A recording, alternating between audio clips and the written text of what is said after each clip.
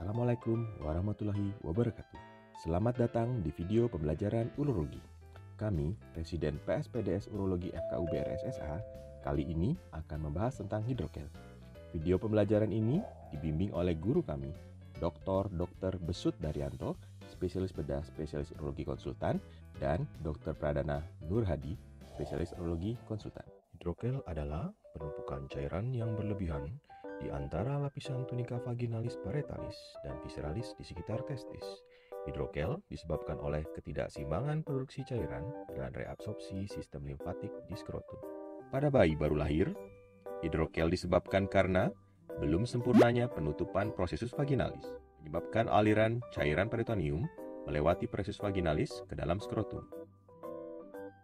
Bagaimana hidrokel bisa terjadi? Pada orang dewasa, hidrokel dapat terjadi secara primer atau idiopatik maupun secara sekunder.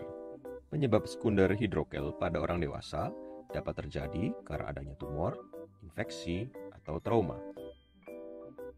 Secara epidemiologis, hidrokel dapat ditemukan pada 60% bayi baru lahir. Namun, angkanya terus menurun hingga kurang dari 0,8% pada anak usia 2 tahun. Sekitar 4,7% neonatus didiagnosis dengan hidrokel. Dari semua neonatus dengan hidrokel, 84,3% akan sembuh dengan sendirinya dan hanya 15,6% saja yang memerlukan tindakan operasi. Jenis hidrokel yang paling banyak ditemukan adalah hidrokel communicans dengan hampir 60% kasus hidrokel merupakan hidrokel communicans.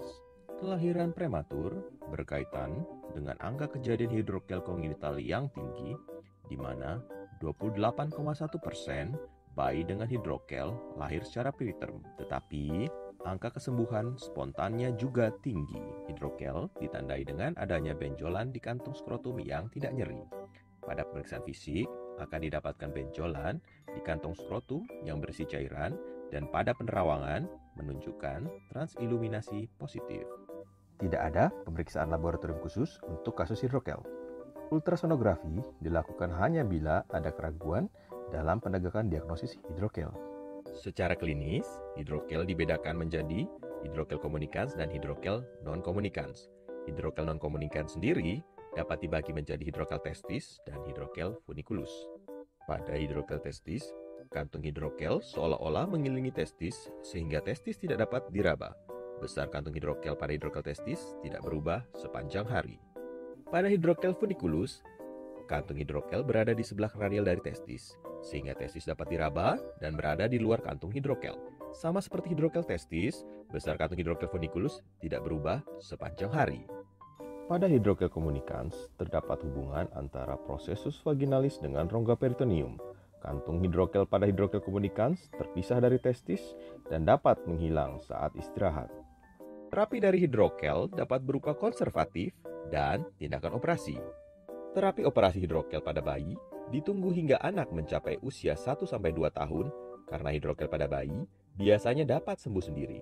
Jika hidrokel masih tetap ada atau bertambah besar, maka perlu dipikirkan untuk dilakukan tindakan operasi.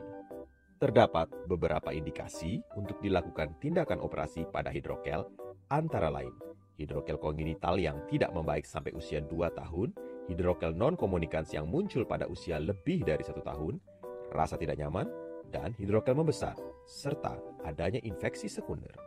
Operasi hidrokelektomi dapat melalui 2 pendekatan, yaitu scrotal approach yang sering dilakukan pada hidrokel testis dengan teknik LORD atau jabulai dan pada hidrokel funiculi dengan teknik ekstirpasi.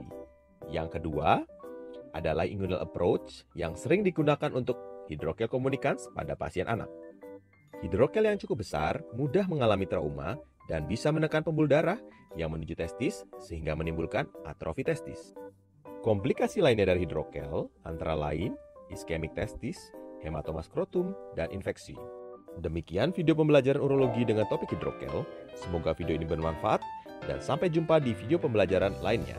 Terima kasih. Wassalamualaikum warahmatullahi wabarakatuh.